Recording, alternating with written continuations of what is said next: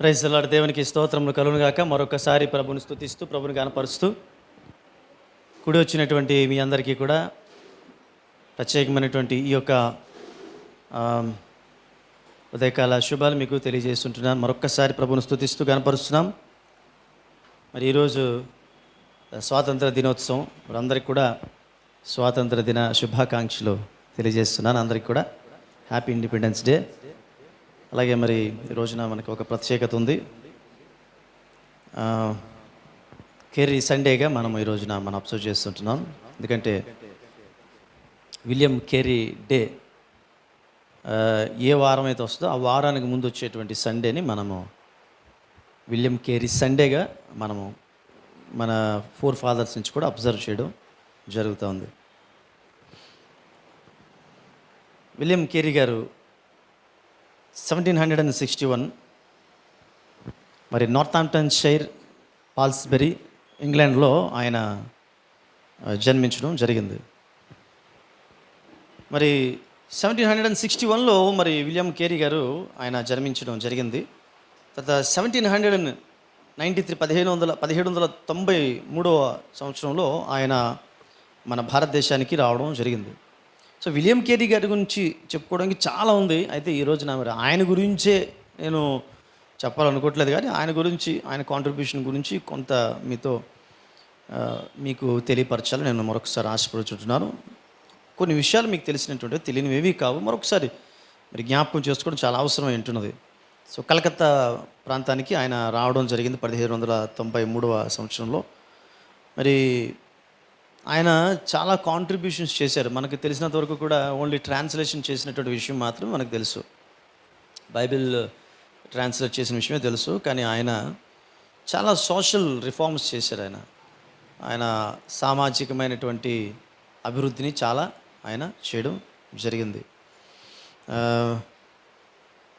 Post office, banks, ఇంకా చాలా అంటే ప్రజలకు అనువైనటువంటి ప్రజలకు అవసరమైనటువంటి చాలా ఆయనే ఏర్పాటు చేశాడు. మన భారతదేశంలో ఉన్నటువంటి ఒక దౌర్భాగ్యకరమైనటువంటి పరిస్థితి ఏమిటంటే అసలు అన్నీ కూడా ఒక క్రైస్తవుడు చేశాడు. మన భారతదేశానికి విద్య నేర్పించినటువంటి వాడు, చక్కగా బట్టలు వేసుకోవడం నేర్పించినటువంటి వారు, చదువు కూడా నేర్పించినటువంటి వారు, సంస్కారం ఇవన్నీ కూడా నేర్పించినటువంటి వారు మన క్రైస్తవులే, మిషనరీస్. సో బ్రిటిష్ వాళ్ళ మీద ఉన్నటువంటి కోపంతో, అంటే బ్రిటిషు మిషనరీ ఈ రెండింటికి కూడా తేడా తెలియదు మన వాళ్ళు చాలామందికి. బ్రిటిష్ మీద ఉన్నటువంటి కోపంతో మిషనరీ చేసినటువంటి పనిని పక్కన పెట్టేస్తారు. ఒక విధంగా చెప్పాలంటే బ్రిటిష్ వాళ్ళు కూడా ఏమీ తక్కువ చేయలేదు, మనకు చాలా సహాయం చేశారు. ఈరోజు మనం ట్రైన్లో హ్యాపీగా మనం జర్నీ చేయగలుగుతున్నామంటే దానికి కారకులు ఎవరంటే బ్రిటిషర్స్. సో వాళ్ళ నుంచి రాంగ్స్ జరిగే కాదనడానికి లేదు, కానీ వాళ్ళ మేలు కూడా జరిగింది. ఆ మేలు ఎందుకంటే ఎత్తి పట్టుకోవడానికి ఇష్టపడరు, ఎందుకంటే వారు ఒక క్రైస్తవులు కాబట్టి. రైట్. ఏదైనప్పుడు కూడా మిషనరీస్ మాత్రం నిస్వార్థమైన సేవ చేశారు. బ్రిటిషర్స్ వేరు, మిషనరీస్ వేరు. బ్రిటిషర్స్ అని మనం ఎప్పుడు అంటామంటే వాళ్ళు పాలకులు, మిషనరీస్ సేవకులు. రైట్. అలాగే విలియం కేరీ కూడా ఒక సేవకుడు. చాలా ఏర్పాటు చేశారు, ఏర్పాటు చేసి వారి దేశాలకు వెళ్ళిపోయారు వాళ్ళు. దేవుడు భారతదేశానికి వారిని పంపించాడు. సో స్కూల్స్ ఏర్పాటు చేశాడు. సరైనటువంటి చదువులు లేవు అప్పట్లో, చదువు నేర్పించాడు. చక్కగా బళ్ళు ఏర్పాటు చేశాడు విలియం కేరీ గారు.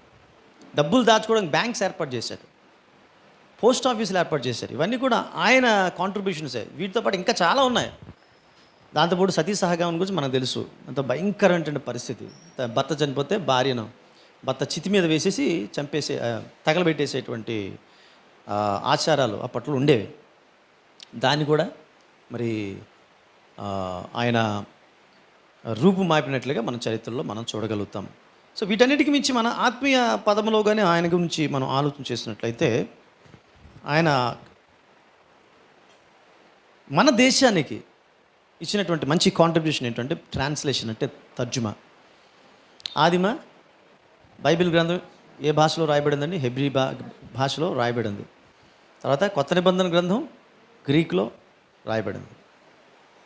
తర్వాత మరి ఫస్ట్ హీబ్రూ, గ్రీక్లో మాత్రమే ఈ భాషలో మాత్రమే బైబిల్ ఉండేది. కాబట్టి అందరూ చదవడానికి అవకాశం ఉండేటువంటిది కాదు. అందులోని చెదిరిపోయేటువంటి యూదులు కూడా ఆ ఆ బైబిల్ చదవడానికి అవకాశం లేకుండా పోయింది. ఆ తర్వాత గ్రీక్లోకి తర్జుమా చేసిన తర్వాత యూదులు దాన్ని చదవగలిగారు. తర్వాత అక్కడి నుంచి లాటిన్కి ట్రాన్స్లేట్ చేయబడింది. సెయింట్ జెరోమ్ అనేటువంటి ఒక దైవజనుడు, ఒక గొప్ప భక్తుడి ద్వారా మరి లాటిన్లోనికి ట్రాన్స్లేషన్ చేయడం జరిగింది. సెప్టెంబర్ 30 ఇంటర్నేషనల్ ట్రాన్స్లేషన్ డేగా జరుపుకుంటారు. సెప్టెంబర్ 30 ఆయన ట్రాన్స్లేషన్ చేసి ఆయన ఆవిష్కరించాడు అనమాట. ఆ తర్వాత మరి కొన్ని భాషలు ఇంపార్టెంట్ ప్రపంచంలో ఉన్నటువంటి ఇతర లాంగ్వేజ్కి వచ్చింది. అయితే ప్రపంచంలో అత్యధికంగా మాట్లాడేటువంటి భాష ఇంగ్లీష్లోనికి ట్రాన్స్లేట్ చేయబడింది. సో వేరేస్ మన భారతదేశంలో బైబిల్ లేదు. మన భారతదేశంలో బైబిల్ లేకపోవడానికి కారణం ఏమిటి అంటే, మన భారతదేశపు లాంగ్వేజెస్ దేనిలో కూడా మరి బైబిల్ తర్జుమా చేయబడలేదు. కాబట్టి బైబిల్ చదివేటువంటి వారు లేరు. ఒకవేళ ఇతర భాషల్లో ఒకవేళ భారతదేశానికి బైబిల్ వచ్చినప్పటికీ కూడా అది చదవగలిగేటువంటి పండితులు లేరు. కాబట్టి విలియం కేరీ గారు కలకత్తాకి వచ్చిన తర్వాత ఆయన ప్రజలను చూసి చలించిపోయాడు. ఆయన వారికి సరైనటువంటి విద్య లేదు, కొన్ని నైతికమైనటువంటి విలువలు లేవు, సాంప్రదాయాల ముసుగులో భయంకరమైనటువంటి అకృత్యాలకు పాల్పడుతున్న పరిస్థితులు. వీటంతటికీ కారణం ఏంటి అంటే వాళ్ళకి చదువు లేదు. సో వీటంతటికీ కారణం మరొక బలమైనటువంటి కారణం ఏంటంటే, వాళ్ళకు విలువలు నేర్పించేటువంటి ఒక గ్రంథం లేదు. ప్రపంచంలో విలువలు నేర్పించేటువంటి గ్రంథం ఏదైనా ఉంది అంటే అది బైబిల్ గ్రంథం మాత్రమే. సో వీళ్ళకి విలువలు రావాలి, వీళ్ళు ఉన్నటువంటి మూర్ఖత్వం పోవాలి, వీళ్ళు ఉన్నటువంటి మూఢనమ్మకాలు పోవాలి. అది పోవాలంటే ఖచ్చితంగా వీళ్ళ చేతుల్లో బైబిల్ రావాలి. సో బైబిల్ రావాలంటే ఎలా? అప్పటికే హీబ్రూ, లాటిన్, ఇంగ్లీష్, గ్రీకు భాషల్లో అది తర్జుమా చేయబడింది. కానీ రీజనల్ లాంగ్వేజెస్, మన భారతదేశంలో ఉన్న లాంగ్వేజెస్ తెలుగు, హిందీ, మలయాళం, కేరళ, కన్నడ, ఇంకా ఒరియా, అస్సామీ, గుజరాతీ, ఈ భాషలో బైబిల్ లేదు. సో ఇప్పుడు ఏం చేయాలి అంటే, బైబిల్ వీరి చేతుల్లోకి రావాలంటే ఖచ్చితంగా తర్జుమా కావాలి. ఇప్పుడు మనం పరిచర్య చేసినప్పటికీ కూడా వీళ్ళు ఆ పరిచర్యను ఫాలో అవ్వాలంటే ఖచ్చితంగా బైబిల్ వీరి చేతిలో ఉండాలి, వీరు బైబిల్ ఫాలో అవ్వాలి. కాబట్టి ఏం చేయాలి ఇప్పుడు అంటే, ఖచ్చితంగా బైబిల్ తర్జుమా జరగాలి రీజనల్ లాంగ్వేజెస్లో. ఒక్క దేశంలోనే ఇన్ని భాషలు ఉన్నాయి. మరి ఇన్ని భాషలు మాట్లాడేటువంటివి అనేక మంది ప్రజలకు బైబిల్ లేకుండా పోతే వీరందరూ యేసుక్రీస్తు ప్రభువారు లేకుండా నశించిపోతారు అనే ఆలోచనతో ఆయన విలియం కేరీ గారు రీజనల్ లాంగ్వేజెస్ ఆయన ముందు నేర్చుకున్నాడు. బెంగాలీ నేర్చుకున్నాడు. ఆయన బెంగాలీతో పాటు కూడా ఇతర లాంగ్వేజెస్, సాంస్క్రిట్ వంటి లాంగ్వేజెస్, సంస్కృతం వంటి లాంగ్వేజెస్ కూడా ఆయన నేర్చుకున్నాడు. దేవుని మహా ఉచితమైన కృప ఏంటంటే, సంస్కృతం అప్పట్లో పలికేటువంటి వారు బ్రాహ్మణ్స్ మాత్రమే. సో బ్రాహ్మణ్స్ క్రైస్తవులను చూస్తే అల్లం దూరం నిలబెడతారు, మనల్ని అల్లం దూరం నిలబెడతారు వాళ్ళు. అలాంటిది దేవుడు కొంతమందిని మార్చి వారి ద్వారానే విలియం కేరీకి సహాయం చేసేటట్లు చేసి, వారి సహాయంతో తెలుగులో పదాలు వారు చక్కగా ఉచ్చరిస్తారు. వాళ్ళు తెలుగులో పదాలు వారికి బాగా తెలుసు కాబట్టి, సో ఈ పండితులైనటువంటి అప్పటి బ్రాహ్మణులను కొంతమందిని పట్టుకొని, చదువుకునేటువంటి వారిని పండితులను పట్టుకొని మరి వారి సహాయంతో ఆయన ట్రాన్స్లేషన్కి పూనుకున్నాడు. ఈ ట్రాన్స్లేషన్లో ఆయనకి సహాయం చేసినటువంటి వారు మరొకిద్దరున్నారు, William Ward and Joshua Marshman అని. వాళ్ళనే సెరెంపో ట్రయో అంటారు. వీళ్ళు ముగ్గురిని, William Carey, Joshua Marshman, William Ward, ఈ ముగ్గురిని కూడా వీళ్ళని సెరెంపో ట్రయో అంటారు. ఎందుకంటే ఈయన థియలాజికల్ యూనివర్సిటీని కూడా స్థాపించాడు. థియలాజికల్ యూనివర్సిటీ ఈ రోజున మరి మేము చదువుకున్నటువంటి చదువు ఏదైతే ఉందో, థియలాజికల్ ఎడ్యుకేషన్ ఏదైతే ఉందో, మరి దానికి ఆద్యుడు ఎవర్రా అంటే విలియం కేరీ గారే. కలకత్తాలో సిరంపూర్, అందుకనే senate of Serampore university affiliated సర్టిఫికేట్ని మేము కలిగి ఉంటాం అన్నమాట. అందుకని మెయిన్ లైన్ చర్చెస్లో, పెద్ద చర్చెస్లో ఏమి అడుగుతారంటే చిన్న చిన్న వాటిలో చదివినటువంటి సర్టిఫికేట్స్ ఒప్పుకోరు.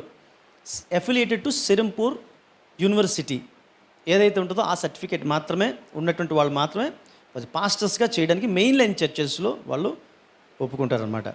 సో ఆ రీతిగా చూసుకుంటే మరి ఆయన కాంట్రిబ్యూషను అసలు విలియం కేరీ సండే అనగానే ఎవరికి కూడా అసలు విలియం కేరీ సండే ఎందుకు చేసుకోవాలి, విలియం కేరీ డే ఏంటి లాభం అనుకుంటారు. కానీ ఆయన చరిత్ర కానీ చదవడం మొదలు పెడితే అసలు ఇంతవరకు నేను ఎందుకు అలా నిర్లక్ష్యం చేశానని నేను లిటరల్గా చెప్పాలంటే ఆయన చరిత్ర చదివితే ఏడుస్తాం అంతే. అంటే ఎంత కరడగట్టినటువంటి వాడు ఆయన ఏడుస్తాడు. ఎందుకంటే అన్ని త్యాగాలు చేసుకొని ఆయన ఇక్కడ పరిచయం చేశాడు. ఆయన పరిచయం చేసుకున్న క్రమంలో తన భార్యను కోల్పోయాడు, తన బిడ్డలను కోల్పోయాడు. తర్వాత తను కూడా పలుమార్లు కలరా, టైఫాయిడ్ వంటి అనారోగ్య బలహీనతలతో బాధపడ్డాడు. అయినప్పటికీ కూడా చెక్కు చెదరని విశ్వాసంతో ఆయన అనుకున్నటువంటిది సాధించి ఆయన ట్రాన్స్లేషన్స్ అందించి మన భారతదేశానికి అద్భుతమైనటువంటి గ్రంథాన్ని అందించినటువంటి మహా గొప్ప దైవజనుడు విలియం కేరీ గారు. అటువంటి నీతిమంతులను జ్ఞాపకం చేసుకుంటూ ఆశీర్వాదం వాక్యమే సెలవిస్తూ ఉంది. సో ఈ రోజున మనం ఆశీర్వాదవంతులం ఇక్కడికి ఈ రోజున విలియం కేరీ డే నాడు వచ్చినటువంటి మీ అందరూ కూడా ఆశీర్వాదవంతులైన విషయాన్ని నేను సంతోషిస్తున్నాను. మరి ఇవాళ చాలామంది ఇంకా రాకపోవడం కారణం అంటే ఇవాళ ఆగస్ట్ 15th అయిన కారణం చేత మరి కొంతమంది జెండా వందనం కూడా వెళ్ళింటున్నారు. మరి వారు యాడ్ అవుతారు. సరే, ఈలోపు మరి నేను మనకి ప్రత్యేకమైనటువంటి కార్యక్రమం కూడా ఉంది కాబట్టి నేను సాధ్యమైనంత వరకు కూడా వాక్యాన్ని నేను చాలా కొంచెం తక్కువలో చెప్పడానికి ప్రయత్నం చేస్తాను. కొంచెం సహకరించాల్సిందిగా ప్రభుపేట మనవి చేస్తూ, ఏదైనప్పుడు కూడా కొంచెం గంట గడియ లేట్ అయినప్పుడు కూడా ఒక మంచి సాక్ష్యం కూడా చెప్పనున్నారు సహోదరులు రమేష్ గారు. కాబట్టి గంట గడియ లేట్ అయినా ఏం కంగారు లేదు, ఎందుకంటే వారు భోజనాలు కూడా ఏర్పాటు చేశారు కాబట్టి. సో మాకు ఒక అథారిటీ ఉంది, వాళ్ళకి అథారిటీ ఉంది. ఎందుకంటే మా లేట్ అయిపోయింది అనడానికి అవకాశం లేదు. సో లేట్ అయిపోయిన ప్రాబ్లం లేదు, రైట్. సో మ్యాక్సిమం సాధ్యమైనంత వరకు కూడా షార్ట్ చేయడానికి ట్రై చేస్తాం. సో అయితే మరి ఈ సమయంలో మరి మీ ముందు మరి నేను పాస్టర్ గారు ఒక పాట పాడాలని ఆశపడుతున్నాం, ఒక కీర్తన వినిపించాలని ఆశపడుతున్నాం. ఎందుకంటే విలియం కేరీ గారిని గురించి పలుమార్లు మరి బ్యాంక్పేట చర్చిలో కూడా అది పాడడం జరిగింది. పాడినప్పుడు మన సంఘస్థుల నుంచి వచ్చేటువంటి స్పందన చాలా అద్భుతమైనటువంటి స్పందన. అది మన సంఘమే కాదు, జగన్నాపూర్ బాప్టిస్ట్ చర్చ్ ప్రతి సంవత్సరం ఈ పాట పాడుతున్నారు. ప్రతి సంవత్సరం ఈ పాట పాడుతున్నారు చెప్పడానికి నేను చాలా సంతోషిస్తూ ఉన్నాను. లాస్ట్ ఇయర్ అయితే మరి జగన్నాపూర్ చర్చ్ దానికి సంబంధించినట్టు ప్రస్తుతానికి ఆయన సెక్రటరీ అనుకుంటాను ప్రకాష్ నాకు ఫోన్ చేసి, పాస్టర్ గారు నాకు ఒకసారి ఆ పాట పాడి వినిపించండి అని చెప్పి పాట నాతో రికార్డ్ చేయించుకున్నాడు. రికార్డ్ చేయించుకొని వాళ్ళు ఆ సాంగ్ ముద్రించి చర్చ్ అంతటితో కూడా పాడించినట్లుగా లాస్ట్ ఇయర్ ప్రకాష్ చెప్పాడు. సో ప్రకాష్ అంటే మన మార్త వాళ్ళ కొలీగ్స్ అవుతాడు. మాకు అతను మంచి యవనస్తుల నుంచి మాకు 2003 నుంచి కూడా మంచి పరిచయం ఉంది. సో ఈ రోజున ఆయన సంఘ పెద్దగా ఆయన కొనసాగడం కూడా నేను చాలా సంతోషిస్తూ ఉన్నాను. సో చాలా సంతోషం ప్రియమైన దేవుని బిడ్డలారా. మరి ఈ సమయంలో మరి ఈ యొక్క కీర్తన, మరి చక్కటి కీర్తన మేము పాడుచుంటుండగా మాతో కలిసి వచ్చినటువంటి వాళ్ళు పాడవలసింది మనం చేస్తూ ఉన్నాను. మరి నేను ఈ జెరాక్స్ తీస్తే బాగుండేదేమో, నాకు అవగాహన రాలేదు, రైట్. ఏదైనప్పుడు కూడా ఒకసారి కీర్తన పాడితే వాక్యంలోనికి వెళ్తాం. సో రైట్, ఇప్పుడు విలియం కేరీ గారి గురించి చెప్పడానికి సమయం లేదు పూర్తిగా, కానీ ఈ పాటలో చాలా కవర్ అయిపోద్ది మీకు. సో అందరూ కూడా చాలా జాగ్రత్తగా ఆలకించండి ఆ పాటలో ఉన్నటువంటి లిరిక్ ఏదైతే ఉందో ఆ లిరిక్ని చాలా జాగ్రత్తగా మీరు గుర్తించండి, చాలా జాగ్రత్త పరిశీలన చేయండి. ఏముందంటే అందులో చరిత్ర ఉంటుంది మొత్తం. సో 4 చరణాలు ఉంటాయి, 4 స్టాంజెస్ ఉంటాయి. ఈ 4 చరణాల్లో కూడా ఆయన యొక్క చరిత్ర నిక్షిప్తంగా ఇమిడి ఉంటుంది. సో ఈ విషయాన్ని గురించి ఒక మాట పాస్టర్ గారు తెలియజేస్తారు. Praise lord, hallelujah. Praise lord. ముందుగా ప్రభు అయిన యేసుక్రీస్తు నామమున ఈ విశ్రాంతి దిన శుభములు తెలియజేసుకుంటూ, ఈరోజు స్వాతంత్ర దినోత్సవం అంటే మన భారతదేశం అంతా కూడా ఒక మహాత్మా గాంధీని, ఒక నెహ్రూజీని, సర్దార్ వల్లభాయ్ పటేల్ గారిని, ఇలాంటి రాజకీయ నాయకులను జ్ఞాపకం చేసుకుంటుంటారు. అది లోక మనుషులకి లోక పరిధిలో అది సరిపోద్ది. కానీ మన కొరకు ప్రతిరోజు మనం నెమరు వేసుకోవడానికి, మనకు పరలోక రాజ్యానికి మార్గం చూపే యొక్క బైబిల్ని అందరి చేతుల్లో ఉన్నాయి కదండి. ఒక్కసారి మన చేతుల్లో ఉన్న బైబిల్ని ఒక్కసారి చేతుల్లో ఉన్న బైబిల్ని పైకెత్తి విలియం కేరీ గారు ఈరోజు మనం ఈ బైబిల్ని ప్రతి ఒక్కరూ కూడా ఈజీగా చదువుకోవడానికి ఒక బాధలో వాక్యం నీ వాక్యమే నన్ను బ్రతికించెను, బాధలలో మనకి నెమ్మదినిచ్చాను. నెమ్మదినిచ్చే ఈ బైబిల్ని మనకి ఎక్కడికి మార్గం చూపించారంటే పరలోక రాజ్యానికి. రోజు ఇదే మనల్ని పరలోక రాజ్యానికి వెళ్ళడానికి మార్గాలను ఎలా సరళం చేసుకోవాలనేది ఈ వాక్యం నేర్పిస్తుంది. కనుక అలాంటి మహానుభావుడిని జ్ఞాపకం చేసుకోవడం, మరి ఇప్పుడు పాస్టర్ గారు చెప్పిన రీతిని నీతిమంతుని జ్ఞాపకం చేసుకోవడం ఆశీర్వాదకరం. అలాగే ఈ పాటని బి గురునాథం గారని, మరి ఆయన కూడా ఎంఏ బీఈడి చేశారు ఏసీటీసీలోనే. మరి ఆ పాట రాసిన ఆయన ప్రభునందు ఆయన నిద్రించడం జరిగింది. మరి నీతిమంతుని జ్ఞాపకం చేసుకోవడం ఆశీర్వాదకరం. ఆ పాట రచించిన వారు మరి గురునాథం గారు. అయితే ఆ పాటకి స్వరకల్పన చేసింది మాత్రం మన పాస్టర్ శాంసన్ అయ్య గారు. మరి పాస్టర్ గారు ఈ రీతిగా మరి మంచి ట్యూన్ కట్టడానికి, ఇది మరి జగన్నాయపూర్లో మన చర్చిల్లో, మన బ్యాంక్పేట చర్చ్ కానివ్వండి, మన చర్చ్ కానివ్వండి, మన ఇంతవరకు కూడా ఎప్పుడూ ఈ పాట పాడడానికి ఎవరు అంటే పాట పాడలేదు, పాస్టర్ గారు పాడినప్పటికీ. కనుక మరి విలియం కేరీ గారు ఆయన నీతిమంతుడు, ఆయన జ్ఞాపకం చేసుకోవడానికి ఆయనకి అంకితం చేస్తూ నేను పాస్టర్ గారు మరి పాస్టర్ గారు ట్యూన్ ద్వారా కట్టిన యొక్క పాటను మేమిద్దరం కూడా పాడి దేవుని నామాన్ని మహింపరచాలని ఆశపడుతున్నాం. ఈ కీర్తన బి గురునాథం గారు పాస్టర్ గారు చెప్పినట్టు రాశారు వారు. కానీ అనుకోకుండా ఆయన మధ్యకాలంలో హైదరాబాద్ బాప్టిస్ట్ చర్చ్లో పనిచేస్తుండగా ఆయన చనిపోయారు. ఆయన ఒక ఫీవర్ వచ్చి చనిపోయారు. అది మాకు చాలా తీరని వేదన అనిపించింది. అయితే ఈ పాట రాయడంలో సిరంపూర్ ట్రయో అని ఎలాగైతే మనం ఇందాక చెప్పానో, అలాగే గురునాథం గారితో పాటు కూడా నాకు చక్కటి తోడ్పాటుని ఇచ్చినటువంటి వారు జగన్నాయపూర్ బాప్టిస్ట్ చర్చ్ సంఘ కాపరి. చాలా కాలంగా అద్భుతమైన పరిచర్య జగన్నాయపూర్లో చేసినటువంటి దడాల వరప్రసాద్ గారు, రెవరెండ్ దడాల వరప్రసాద్ గారు ఎంతో తోడ్పాటునిచ్చి కొన్ని ఎడిట్స్ ఆయన చేయడం జరిగిందండి. మరి ఈ సమయంలో బొక్క గురునాథం గారికి ఈ యొక్క పాటను అంకితం ఇస్తూ ప్రత్యేకంగా వరప్రసాద్ గారికి కూడా ప్రత్యేకమైనటువంటి వందనాలు నేను తెలియజేసుకుంటున్నాను. సో రైట్, దేవుని స్తోత్రం కలుగును గాక.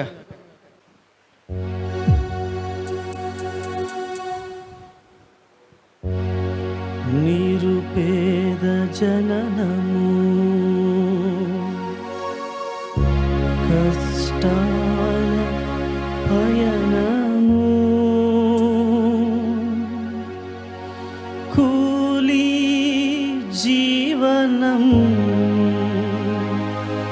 బ్రతుకే ఒక భారం. నిరుపేద జననము కష్టాల పయనము కూలీ జీవనం బ్రతుకే ఒక భారం. కూలీ జీవనం బ్రతుకే ఒక భారం. ఆత్మల సంపాదనం నిరీక్షణకు ఆస్పదం. కార్యదీక్షతో సాగిన జీవన గమ్యము. కార్యదీక్షతో సాగిన జీవన గమ్యము. నిరుపేద జననము కష్టాల పయనము కూలీ జీవనం బ్రతుకే ఒక భారం. కూలీ జీవనం బ్రతుకే ఒక భారం.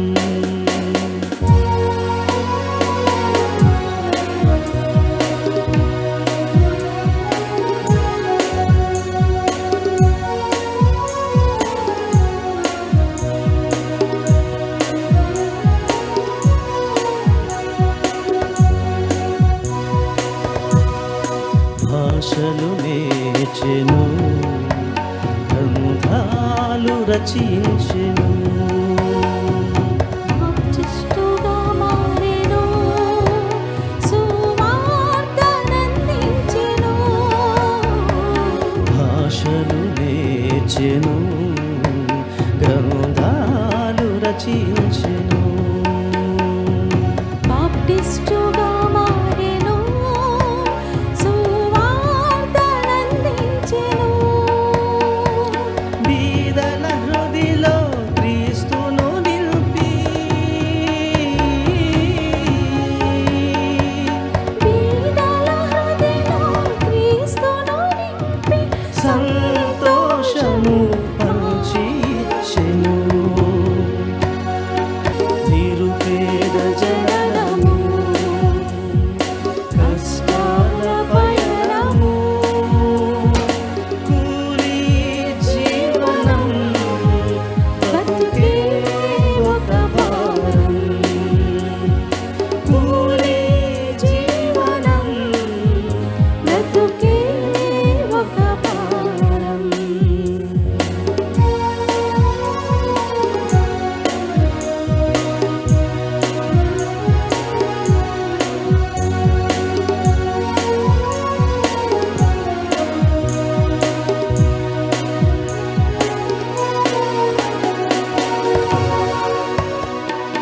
దేవుడు కార్యాలనే చేయాలనే నిరీక్షణ. ఆ దేవుని కొరకు గొప్ప కార్యాల నిర్వహణ.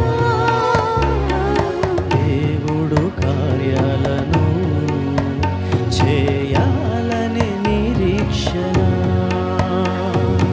ఆ దేవుని కొరకు గొప్ప కార్యాల నిర్వహణ. ప్రతి హృదిలో ప్రతి మదిలో నిలిపి, ప్రతి హృదిలో ప్రతి మదిలో నిలిపి, కడ ప్రాణము వరకు తప్పించెను. నిరుపేద జననము, కష్టాల పయనము, కూలీ జీవనం, బతుకే ఒక భారం. కూలీ జీవనం, బతుకే ఒక భారం.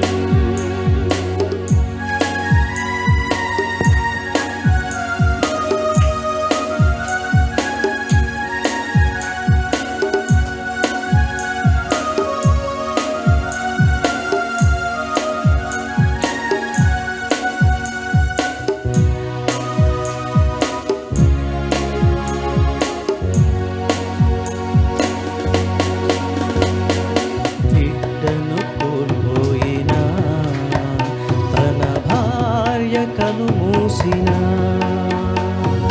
మిత్రుడు ఎడబాసిన వీడలేదు ప్రభు సన్నిధి. బిడ్డను కోల్పోయిన తన భార్య కనుమూసిన, మిత్రుడు ఎడబాసిన వీడలేదు ప్రభు సన్నిధి. హృది బరువైన దీక్షను తప్పగా, హృది బరువైన దీక్షను తప్పక ప్రభుని ప్రేమను జగమున చాటెను. నిరుపేద జననము, కష్టాల పయనము, కూలీ జీవనం, బతుకే ఒక భారం. కూలీ జీవనం, బతుకే ఒక భారం.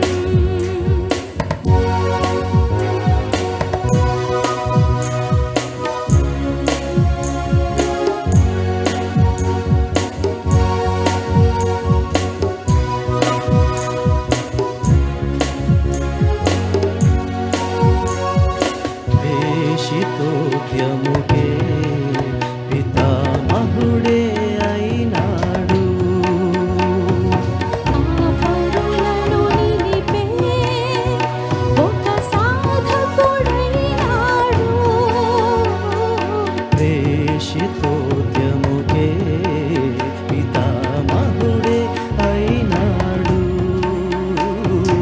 ఆ పరులను నిలిపే ఒక సాధకుడైనాడు. తన జననం లోకానికి భరణం,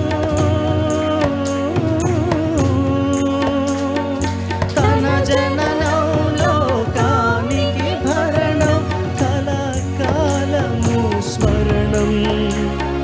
కేరీ విలియం నిరుపేద జననము,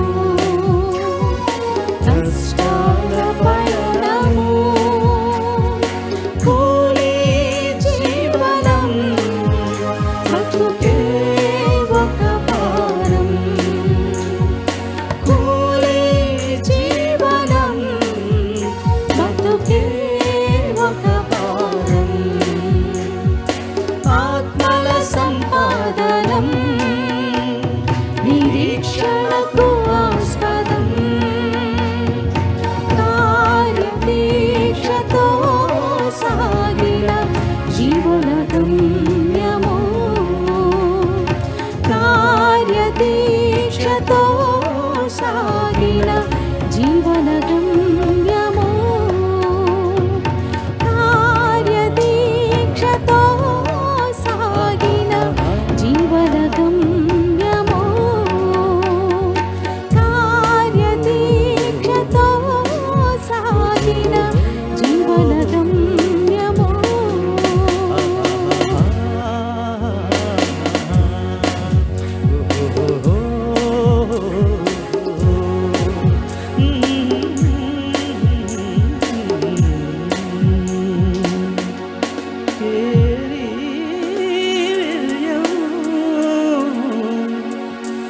కేరీ విలియం.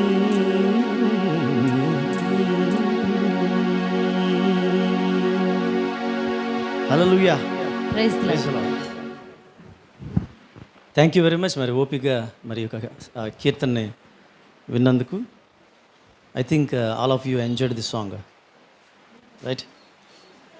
సో రైట్, దేవుని బిడ్డలారా, మరి ఈ సమయంలో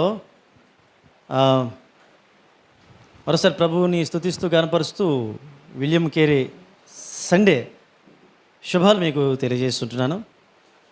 మరి లేట్గా వచ్చినటువంటి వారు ఆల్రెడీ మరి విలియం కేరీ గారి గురించి కొన్ని విషయాలు తెలియజేయడం జరిగింది. ఆయన కాంట్రిబ్యూషన్ ఏమిటంటే బైబిల్ని ట్రాన్స్లేట్ చేయడం. అయితే మనం తెలుగులోనికి తర్జుమా చేసినటువంటి వారు మాత్రం విలియం కేరీ కాదు, కానీ విలియం కేరీ గారు ఆయన స్ఫూర్తినిచ్చారు. ఇతర భాషల్లోనికి ఇంకా ట్రాన్స్లేట్ అవ్వడానికి ఆయన స్ఫూర్తినిచ్చారు. సో ఒకవేళ for your kind information I'm saying this, మన తెలుగులోనికి ట్రాన్స్లేట్ చేసినటువంటి వారు లైమన్ జ్యూయెట్ 1813లో. మరి ముందు బెంజమిన్ స్కూల్స్ అనేటువంటి ఆయన మరి తెలుగులో ట్రాన్స్లేట్ చేశారు. అయితే అది జర్మనీకి పంపించినప్పుడు కూడా దాన్ని ముద్రించలేదు. అయితే తర్వాత దేవుడు తన ఉచితమైన కృప ద్వారా లైమన్ జ్యూయెట్, అందుకనే అమెరికన్ బాప్టిస్ట్ మిషనరీ ఆయన, అమెరికన్ బాప్టిస్ట్ చర్చ్ వారు ఆయన జ్ఞాపకం చేసుకుంటారు. అందుకే జ్యూయెట్ మెమోరియల్ బాప్టిస్ట్ చర్చ్ అంటారు కదా, ఒంగోలులో ఉంది కదా, అదనమాట. సో తెలుగులో అంటే ఇది మనకు తెలుసుకోవడం అవసరం. తెలుగులో ట్రాన్స్లేషన్ ఎవరు చేశారనగానే మీరు చెప్పగలరు విలియం కేరీ అని. విలియం కేరీ గారు కాదు, విలియం కేరీ గారు అనేకులకి స్ఫూర్తినిచ్చారు. తెలుగులోకి చేసినటువంటి వారు జ్యూయెట్. Okay, right. సరే, ఈ రోజున మరి బైబిల్ చాలా ప్రధాన అంశం కాబట్టి దాన్ని గురించిన కొన్ని విషయాలు మీతో మరి నేను పంచుకోవాలని ఆశపడుతున్నాను. పిఎస్ లూయస్ అనేటువంటి ఒక ఆయన ఉన్నాడు. అతను చాలా మంచి గ్రంథకర్త, అయితే నాస్తికుడు అతను. మరి దేవుడు అనేటువంటి వాడు ఉన్నట్లయితే మరి ఈ లోకం ఎందుకు ఇంత వంకరగా ఉంది, అన్యాయం, అక్రమం? మరి దేవుడు ఉంటే వంకర లేకుండా ఉండాలి కదా అని ఆలోచన చేస్తున్నాడంట. ఆ కారణం చేత దేవుడిని ద్వేషించేటువంటి వాడుగా ఉన్నాడు. నాస్తికుడు అంటే దేవుడు లేడు అని చెప్పేవాడు. అయితే ఒకరోజు ఆయన దీర్ఘ ఆలోచనలో పడిన తర్వాత వంకర గీతలు ఉన్నాయంటే సవ్యమైనటువంటి తిన్నన గీత కూడా ఎక్కడ ఉండాలి కదా అనుకున్నాడట. ఎక్కడ ఉంటుంది మరి తిన్నన గీతను ఆలోచన చేస్తే బైబిల్ చదవడం మొదలుపెట్టాడంట. బైబిల్ చదివిన తర్వాత అంటే ఇంకా చాలా గ్రంథాలు చదివాడు. ఆ గ్రంథాల్లో ఎక్కడ కూడా అన్ని వంకరలు కనబడ్డాడు. మళ్ళీ బైబిల్ చదివిన తర్వాత బైబిల్ చేత పట్టబడ్డాడు ఆయన.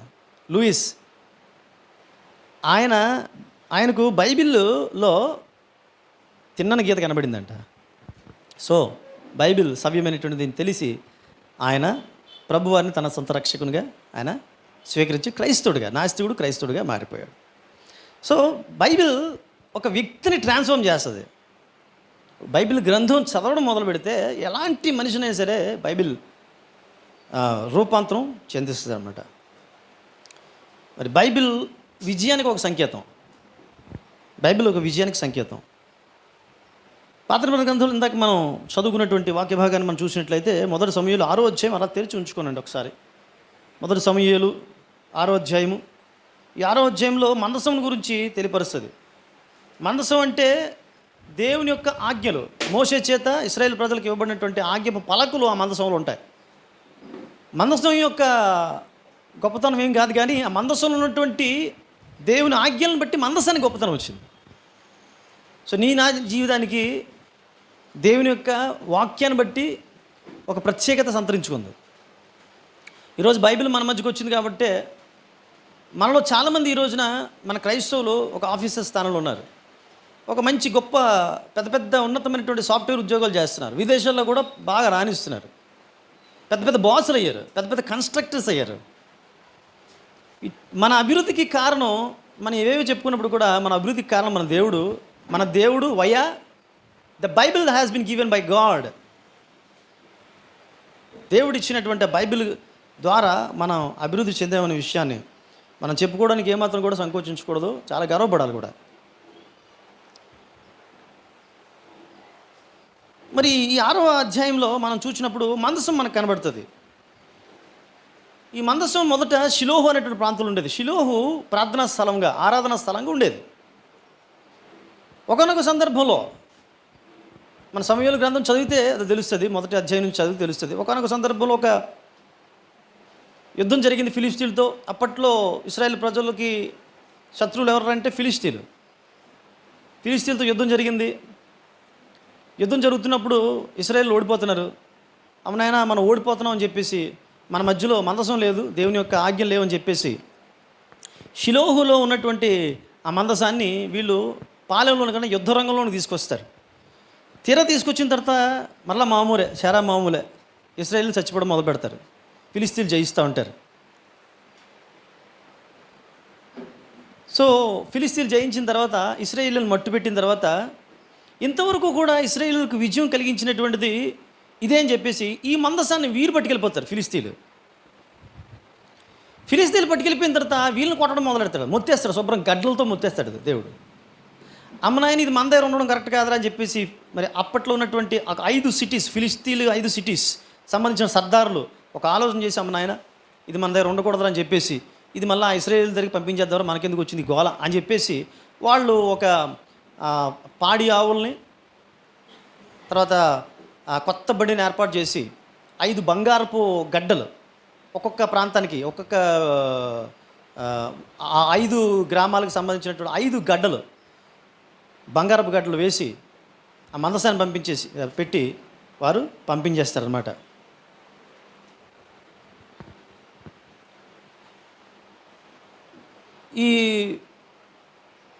ఈ మందసము మోస్తూ ఉన్నటువంటి ఈ ఎడ్లు ఆ ప్రాంతాన్ని దాటుకుంటూ వెళ్తూ ఇశ్రాయేల్కి సంబంధించినటువంటి బేత్షెమెషు అనేటువంటి ప్రాంతానికి వస్తాయి.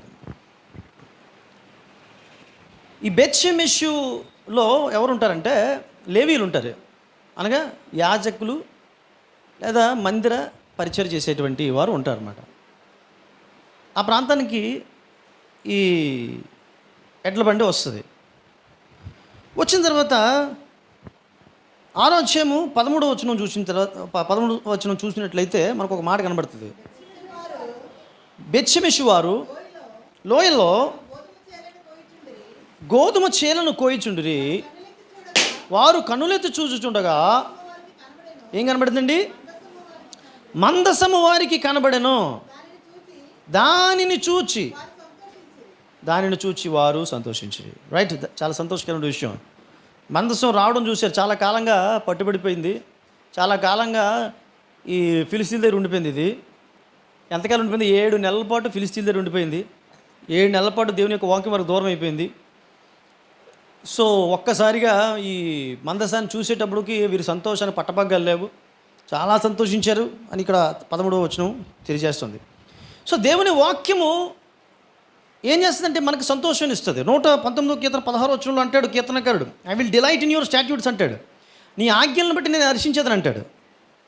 ఇర్మియా గ్రంథం 15వ అధ్యాయం 16వ వచనం గారు మనం చూసినట్లయితే, I found your word, I ate them and then became joy to my heart అంటాడు. నీ ఆజ్ఞలను నేను అంటే ఇక్కడ ఇంగ్లీష్లో రాయబడిన మాట తెలుగులో చదవండి. నీ మాటలు నాకు దొరకగా నేను వాటిని భుజించి తిని, సైన్యములకు అధిపతి యెహోవా దేవా నీ పేరు నాకు పెట్టబడిన కనుక నీ మాటలు నాకు సంతోషములు, నా హృదయమునకు ఆనందమును కలుగు చేయొచ్చు. దేవుని స్తోత్రం కలుగును గాక. దేవుని మాటలు ఏం చేస్తాయంటండి, మనకు సంతోషాన్ని ఆనందాన్ని కలుగు చేస్తాయి. దేవునికి స్తోత్రం. 119వ కీర్తన 92వ వచనంలో అంటాడు, నీ ధర్మశాస్త్రము నాకు సంతోషం ఇయ్యని ఎడల నా శ్రమయందు నేను బహుగా నశించి ఉందును అంటాడు. I would have been destroyed if your law has not given any joy to me, I would have perished అంటాడు. అంటే ఒకవేళ నీ వాక్యంగాని నాకు సంతోషం ఇవ్వకుండా ఉన్నట్లయితే నేను ఎప్పుడో నశించిపోయి ఉండేవాడిని. సో దేవుని యొక్క వాక్యం అయితే, how many of you are reading the Bible, I do not know. అంటే how many of you are meditating on the word of God. దేవుని యొక్క వాక్యాన్ని ఎంతమంది మీరు ధ్యానం చేస్తున్నారు, ఎంతమంది రోజు చదువుతున్నారో తెలియదు, కానీ ఒక విషయం మాత్రం క్లియర్గా పరిశుద్ధాత్మ దేవుడు మనకు తెలియజేస్తున్నాడు. ఏమిటంటే, దేవుని యొక్క వాక్యం మనకు సంతోషాన్ని కలుగజేస్తుంది. సంతోషాన్ని వెతకుండా మనం ఏవేవో చేసుకుంటున్నాం, కానీ నిజమైన సంతోషం ఇచ్చేటువంటిది దేవుని యొక్క వాక్యం. సరే, మొదటి సమూయేలు 6వ అధ్యాయం 19వ వచనం చూద్దాం ఒకసారి. 6వ అధ్యాయం 19వ వచనం. బేత్షెమెషు వారు యెహోవా మందసమును తెరచి చూడగా దేవుడు వారిని హతము చేసి ఆ జనులలో 50,000 70 మందిని మొత్తం ఎంత చాలమ్మా, చాలు. ఇదేంటండి సంతోషకరమైనటువంటి పరిస్థితి ఒక్కసారిగా దుఃఖంగా మారిపోయింది. సంతోషకరమైనటువంటి ఆ సందర్భం చాలా భయానకంగా మారిపోయింది. ఒక భయోత్పాతం కలిగించేటువంటి పరిస్థితి వచ్చింది అక్కడ. అంతవరకు కూడా మందసం వచ్చేసిందని చెప్పేసి చాలా సంతోషిస్తున్నారు, గెంతులేస్తున్నారు. గెంతులో 50,000 70 మంది, ఎంత భయంకరమైన పరిస్థితి వచ్చిందండి అక్కడ. ఏంటంటే దానికి కారణం అంటారు, సంతోషకరం అంటే సంతోషాన్ని కలిగించేటువంటి ఆ బైబిలు, సంతోషాన్ని ఇచ్చేటువంటి ఆ యొక్క దేవుని యొక్క వాక్యం మనుషులు దుఃఖకరంగా మారిపోవడానికి మనుషులు ఎందుకు ఈ రీతిగా దుఃఖకరంగా మారిపోవడానికి అవకాశం ఇచ్చింది, ఆ విషయాన్ని మనం ఈ రోజున మనం చూడాల్సిన అవసరం ఉంది. సరే, బైబిల్ అంటే ఏమిటి అసలు? What is Bible? Bible is nothing but the word of God, దేవుని యొక్క వాక్యం. సో దేవుని వాక్యాన్ని ఏం చేయాలి? చదవాలి.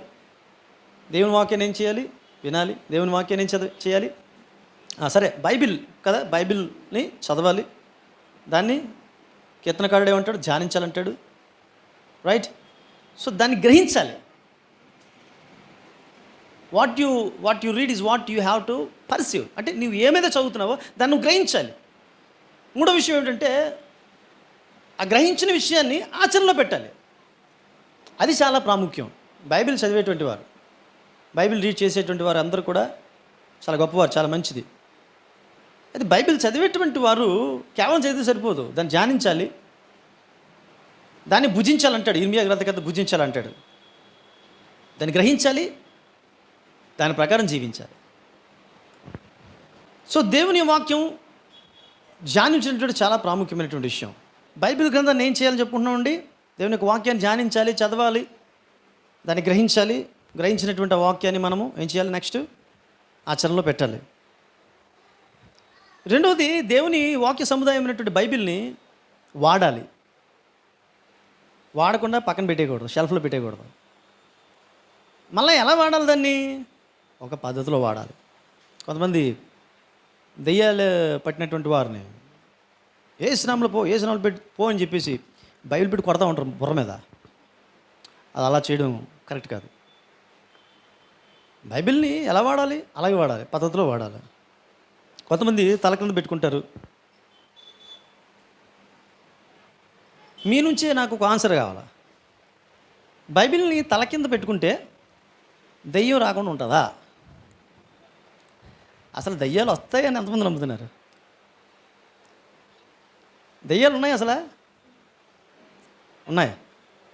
దెయ్యం లేకపోతే దేవుడు లేడనట్టే, రైట్? దెయ్యాలు ఖచ్చితంగా ఉన్నాయి. సో తల కింద బైబిల్ పెట్టేసుకుంటే దెయ్యం రాకుండా ఉంటుందా?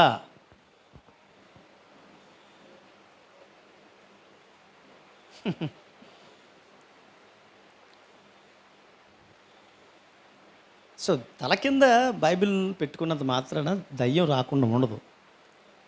కానీ దయ్యము రాకుండా ఉండాలంటే, ఒకవేళ వచ్చినా మనల్ని ఏమి టచ్ చేయకుండా ఉండాలంటే, తల కింద పెట్టుకున్నటువంటి ఆ బైబిల్లో ఉన్నటువంటి మాటలు ఇక్కడ ఉండాలా. హృదయంలో దేవుని వాక్యం లేకుండా మనం తల కింద బైబిల్ పెట్టుకుంటే, నేను అనారోగ్యం పాలైపోయినప్పుడు ఒక ఆమె ఒక మంచి సలహా ఇచ్చింది. ఏంటి ఇలాగే అయిపోతున్నాడని చెప్తే ఆమె చాలా మంచి సలహా ఇచ్చింది. మంచి ప్రార్థన చేస్తుంది ఆవిడ. బాబు నువ్వు ఓ పని చెయ్యి అన్నది. అమ్మ ఈడేదో మంచి సలహా ఇస్తుందిరా అనుకున్నాం. అంటే తాత ముత్తాతల నుంచి ఈ ఆచారం కొనసాగుతూనే ఉంది. ఈవిడే స్పెషల్ చెప్తుంది. అమ్మ నాయన నాకు అనారోగ్యం పోయే మంచి ఉపశమనం కలిగించే మాట ఏదో చెప్తుందిరా అని చెప్పేసి నేను ఏం చేశానంటే, చెప్పండి ఏం చేయాలన్నది. నువ్వు మళ్ళీ దానికి వెయిటింగ్ అవ్వడం వల్ల నువ్వు బైబిల్ ఉంటుంది కదా, బైబిల్ నేను చెప్పింది చాలా జాగ్రత్త వినే. బైబిల్ పడుకున్నప్పుడు తల కింద పెట్టి పడుకున్నది. అది ముందు నుంచి చేస్తుందే. అది పెట్టుకుంటున్న కొలది ఇంకా వస్తుంది సైతాను, ఇంకా ఛాలెంజ్ విసురుతుంది. మంచి సలహా ఇచ్చావమ్మని చెప్పి అనుకున్నాం. కాబట్టి తల కింద బైబిల్ పెట్టుకుంటే దయ్యం రాకుండా ఉండదు. కానీ ఆ తల కింద పెట్టుకుంటాడు బైబిల్ ఎక్కడ ఉండాలా? మన హృదయంలో ఉండాలా. 119వ కీర్తన 11వ వచనంలో ఏమంటాడంటే, నీ ఎదుట నేను పాపం చేయకుండాట్లు నా హృదయంలో నీ వాక్యము ఉంచుకుంది అంటాడు కీర్తనకారుడు, రైట్? సరే, ఇప్పుడు సంతోషకరమైనటువంటి పరిస్థితి అల్లా కూడా దుఃఖకరంగా మారిపోయింది కదా. మరి మారిపోవడానికి కారణం ఏంటంటారు? అసలు వీరు చేసినటువంటి రాంగ్ ఏమిటి? అసలు 50,000 మంది 70 మంది అక్కడికక్కడ చనిపోయారు. దేవుడు వారిని హతము చేసిన వాక్యం సెలవిస్తూ ఉంది అక్కడ క్లియర్ కట్గా. ఏంటి దేవుడికి అంత కోపం వచ్చినటువంటి పరిస్థితి ఏంటి? దేవునికి కోపం తెప్పించేటువంటి పని ఏం చేశారా వీళ్ళు అంటే, 6వ అధ్యాయం 14వ వచనంలో మనకు కనబడుతుంది. వారు ఆ వచ్చినటువంటి ఆవులను బలి ఇచ్చారు. ఫిలిస్తీన్లు 2 పాడి ఆవులు అనగా పాలిచ్చే ఆవులు అంటే ఆడవి, అవి పాలిచ్చేటువంటి ఆవులు పంపించారు వాళ్ళు. వీళ్ళు ఏం చేశారు? బలి ఇచ్చేశారు వీళ్ళు. అసలు యాక్చువల్ బలి ఏమి ఇవ్వాలి? లేవీకాండం 1వ అధ్యాయం 3వ వచనం ఒకసారి చదువుదాం. ఒకసారి లేవీకాండం 1వ అధ్యాయం 3వ వచనం ఎవరైనా చదవండి అమ్మా దయచేసి. లేవీకాండం 1:3. అతడు దహన బలి రూపముగా అర్పించినది అమ్మా గోవులలోనిదైన ఎడల నిర్దోషమైన మగదానిని తీసుకొని రావాలి. చాలమ్మా. ఏం చేయాలండి? వీళ్ళు ఏం చేయాలి? మగదానిని తీసుకొని రావాలి. వీరేమి ఇచ్చారు? పాడి ఆవులు అంటే పాలిచ్చే ఆవులను, గొర్రె వాటికి సంబంధించినట్టు పిల్లలను వేరు చేసేసి వాళ్ళు ఫిలిస్తీన్లు పంపించేశారు. ఆ అన్యుల వరకు ఏం తెలియదు. వీళ్ళు ఏం చేశారు? బలి ఇచ్చేశారు.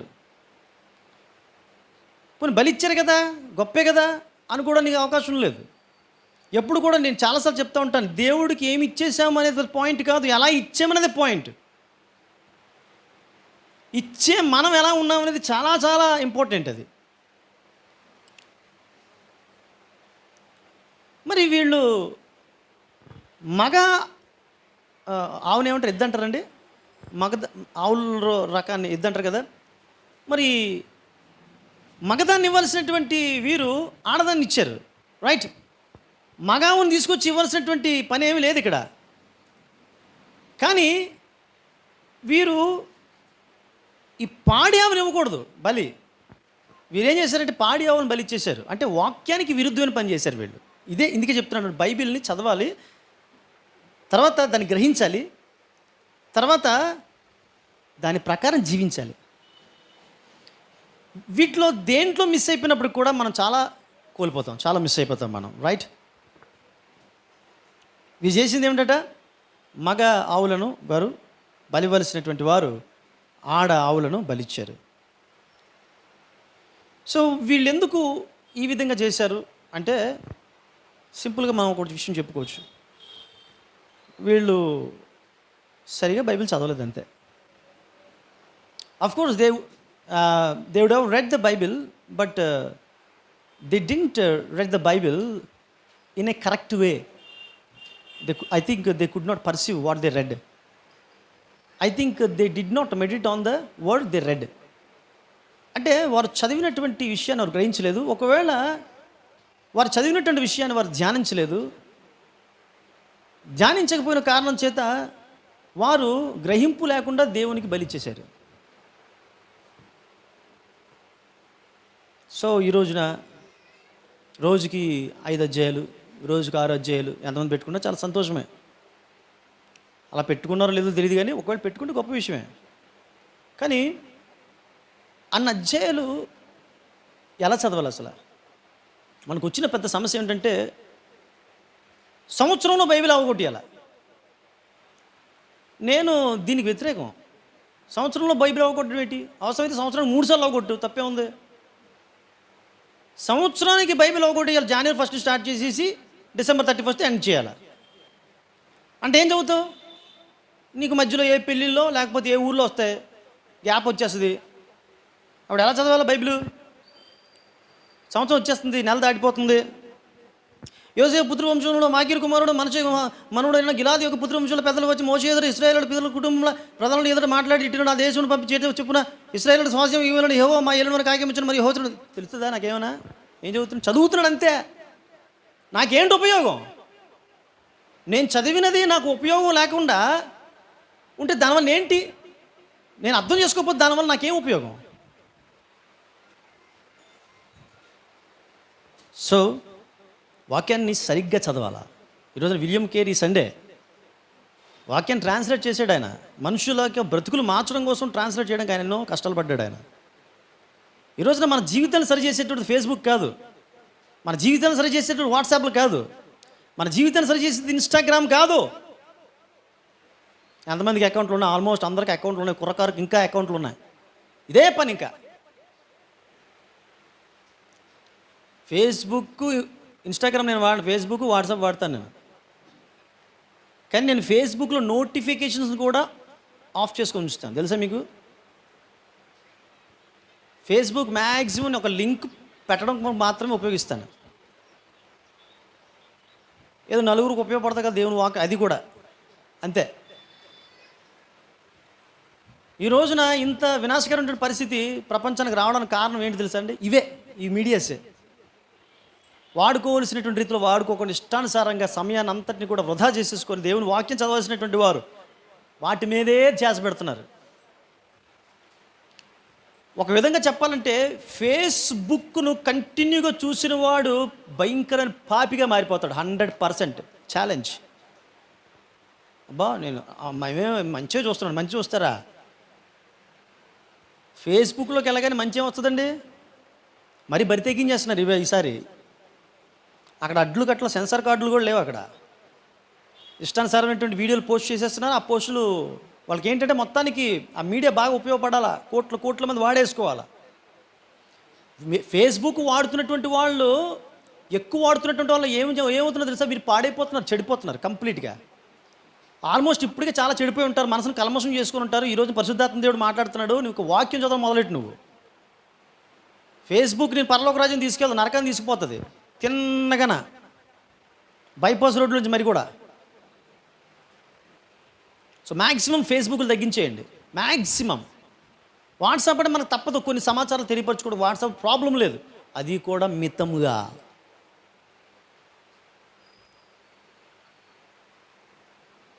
సో రోజుకి ఇన్ని అధ్యాయాలు పెట్టేసుకున్నాం.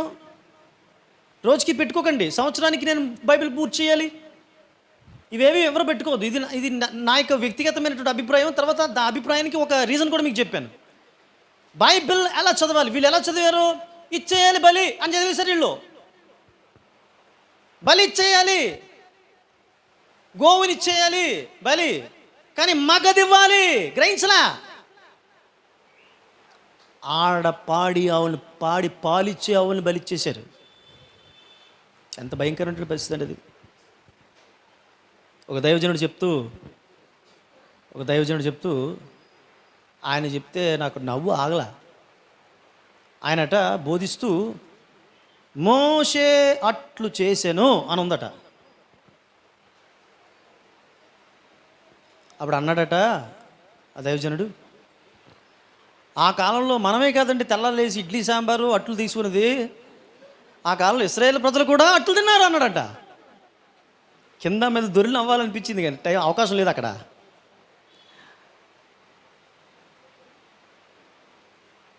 అన్ని లక్షల మందికి మోషే అట్లు వేసాడట. ఇటువంటి బోధలు కూడా మన సేవకులు చేస్తున్నారని ఇంకేం చేయాలి చెప్పండి. ఆయన చెప్తూ అబ్రహాం ఇస్సాకును కనను, ఇస్సాకు యాకోబును కనను, యాకోబు యోధను తన అన్నదమ్ములను కనను, యోధ పెరెసెను జరహును కనెను అని చెప్తూ ఆయన అంటాడంట, ఆ కాలంలో ఆడోళ్ళే కాదు మగోళ్ళు కూడా కనేవారు అన్నాడంట. అంటే ఇది వాస్తవం అని చెప్తూ బాధపడుతున్నాడు ఆయన తిడుతున్నాడు లిటరల్గా. ఒక దైవజనుడు లిటరల్గా తిడుతున్నాడు. అంటే ఒక దైవజనుడే దేవుని వాక్యాన్ని సరిగ్గా అర్థం చేసుకోలేకపోతున్నాడు. అంటే అట్లు చేసిన అనగానే అట్లు వేసాడు అంటున్నాడు ఆయన. కన్నాడు అనగానే ఆయన గనేసాడు. ఇంకా మరి సామాన్యటువంటి విశ్వాసులు సరిగ్గా వాక్యం చదవకపోతే ఏం అర్థమవుతుందండి? మీకు చెప్తున్నాను, ఒక్క వాక్యం చదవడానికి కింద మీద పడతాను నేను. ఒక్క అధ్యాయం చదవడానికి రోజుకి కింద మీద దొర్లి చదువుతూ ఉంటాను. మెంటల్ ఎక్కిపోతుంటుంది, ఒకసారి పిచ్చి ఎక్కిపోతుంటుంది, కొన్ని అర్థం కాదు. నాకు ఇంకొక గుణం ఉంది, అది మంచో చెడో తెలియదు, కానీ అది నాకు అర్థం అవ్వదు. ఎందుకు అర్థం అవ్వదు? నాకు ఎందుకు అర్థం? దాన్నే పట్టుకొని అలా చీకుతూ ఉంటాను నేను. నాకు అర్థమయ్యే వరకు కూడా మ్యాక్సిమం అలా ఒక్క అధ్యాయం చదవడానికి చాలా టైం పడుతుంది. అలాంటిది సంవత్సరానికి పూర్తి చేశాను, నెలకి ఇన్ని చూసి పూర్తి చేశాను, ఇవి చెప్తూ ఉంటారు. ఇవి వద్దు, ఇవి ఏమన్నీ ట్రాష్. వాటి వల్ల ఏం ఉపయోగం లేదు. దేవుని వాక్యమును నువ్వు భుజించు, దేవుని వాక్యమును నువ్వు ధ్యానించు. కీర్తనకారుడు 1వ కీర్తనలో అంటున్నాడు, నువ్వు ధ్యానించు, meditate on the word of God and just try to perceive what you are reading and what you are meditating. Try to perceive. If you do not perceive what is there in the word of God, you cannot come across the grace of God. You cannot understand who God is. దేవుడు ఎవరో మనం అర్థం చేసుకోండి. దేవుని స్తోత్రం కనుక hallelujah. So ఇంతవరకు okay అయిపోయింది. ఓకే సరే, పాడేవాళ్ళని ఇచ్చాడు, బాగానే ఉంది, సరే ఏదో జరిగిపోయింది. ఆరోగ్యం 19వ వచనం దగ్గరికి వద్దాం. అసలైన మ్యాటర్. బేత్షెమెషు వారు యెహోవా మందసమును తెరిచి చూడగా దేవుడు వారిని, అప్పుడే అంతవరకు కూడా దేవుడు కోపం రాలేదు. పోన్లే ఏదో బలిస్తే ఇచ్చేశారు అని బహుశా దేవుడు అనుకుని ఉండొచ్చేమో నేను అనుకుంటున్నాను. మరి అంటే అంతవరకు కూడా దేవుడు కోపం రాలేక, దేవుడు కోపం ఎక్కడ వచ్చిందంటే మందస్సాన్ని ఈ బేత్షెమెషు వారు అంటే ఎవరంటే మన లేవీలు వాళ్ళు. వీళ్ళు ఏం చేశారు? మనసు వచ్చిందని అమిత ఆనందం, అత్యుత్సాహం ఎక్కువైపోయింది. ఇప్పుడు మనకి అత్యుత్సాహం ఎక్కువైపోయింది అనుకోండి, మన పెళ్ళిళ్ళు, పేరెంటాలు, లేకపోతే మనకు సంబంధించిన ప్రత్యేకమైన శుభకార్యాలకు వచ్చేసరికి అత్యుత్సాహం ఎక్కువైపోయేసరికి, మనకు సంతోషం ఎక్కువయ్యేసరికి పక్కన పెట్టేస్తాం దేవుడికి సంబంధించిన మ్యాటర్ని పక్కన పెట్టేస్తాం మనం. అది చాలా ప్రమాదం అయిపోతుంది. సేమ్ ప్రాబ్లం జరిగింది అక్కడ. అత్యుత్సాహం ప్రదర్శించారు. దీనికి కారణం ఏంట్రా అంటే బైబిల్ సరిగ్గా చదవలేదు వీళ్ళు. అత్యుత్సాహం ప్రదర్శించి ఇచ్చాం, బలి ఇచ్చాం, వాళ్ళు పంపించినటువంటి బంగారు కట్టలు కూడా ఇచ్చేసాం, దహించేసాం, సరే ఇప్పుడేంటి రెడీ చూసేద్దాం, కప్పని తీసి చూశారు, పట్ కూర్చాడు, అంతే పడిపోయారు. ఒక్కొక్కడు పడిపోయాడు. వేల మంది చచ్చిపోయారు. కారణం ఏంటి? షిలోహులో దేవుడు ఏం చెప్పాడంటే మందిరం కట్టమని చెప్పాడు. అప్పట్లో దావీదు సొలొమోను కట్టే వరకు కూడా మందిరం లేదు, గుడారాల మందిరం ఉండేది. గుడారాల మందిరంలో ఎలా ఉండేదంటే ఆవరణం,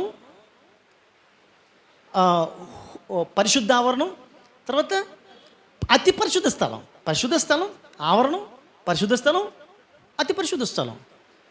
ఈ మందసం ఎక్కడ ఉండాలి తెలుసండి? అతి పరిశుద్ధ స్థలంలో ఉండాలి. ఈ ఆవరణలో ఎవరు ఉంటారంటే విశ్వాసులు ఉంటారు, లేదా అన్యులు ఉంటారు.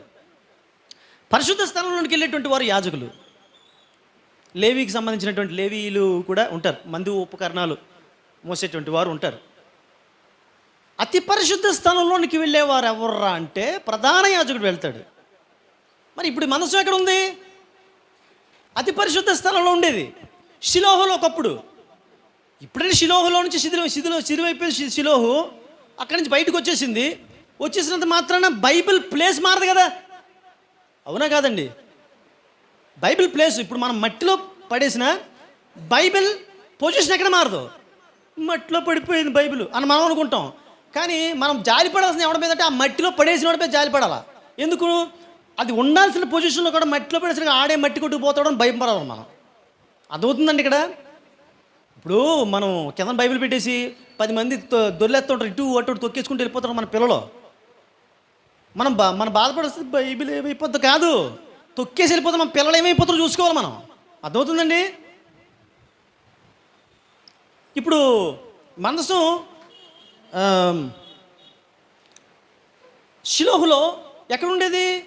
అతి పరిశుద్ధ స్థలంలో ఉండేది. అతి పరిశుద్ధ స్థలంలోనికి ప్రధాన యాజకుడు ఒక్కసారే రక్తాన్ని తీసుకొని ప్రజల యొక్క రక్తాన్ని తీసుకొని సంవత్సరానికి ఒకసారి అతను యాజకత్వం చేసి పాపాలను పరిహరిస్తూ ఉంటాడనమాట. ఒకవేళ ఓపెన్ చేస్తే దాని రైట్ ఎవరికి ఉందంటే యాజకుడికి కూడా లేదు, ఆర్డినరీ యాజకుడికి కూడా లేదు. అది ఎవరు ఆ కాలంలో ఈ కాలంలో కాదు, ఆ కాలంలో ఎవరు ఓపెన్ చేయాలంటే ప్రధాన యాజకుడే ఓపెన్ చేయాలి దాన్ని. అది సిస్టమ్. వీళ్ళు ఇప్పుడు ఏం చేశారు? రండి వచ్చేసింది రామదాసం టాప్ను ఓపెన్ చేసేసారు, అంతే అయిపోయింది. సంతోషం వల్ల కూడా దుఃఖంగా మారిపోయింది. బైబిల్ అనుకుంటాం. ఏ బైబిల్ అయితే మనం చాలా చులకనగా చూస్తామో అదే బైబిల్ మన జీవితాన్ని శాసిస్తుంది. అంటే మనం ఈ స్టేజ్లో ఉండాలన్నా అదే శాసిస్తుంది, ఇలా డౌన్ అయిపోయినా డౌన్ఫాల్ కూడా అదే శాసిస్తుందని ఈ వాక్యం ద్వారా పరిశుద్ధాత్మ దేవుడు మనతో మాట్లాడుతున్నాడు. బైబిల్ కానివ్వండి, బైబిల్ మాటలు కానివ్వండి, అది చదివేటప్పుడు కావచ్చు, దాన్ని వివరించేటప్పుడు కావచ్చు, దాన్ని చెప్పేవారు కావచ్చు, చాలా కేర్ఫుల్గా ఉండాలి.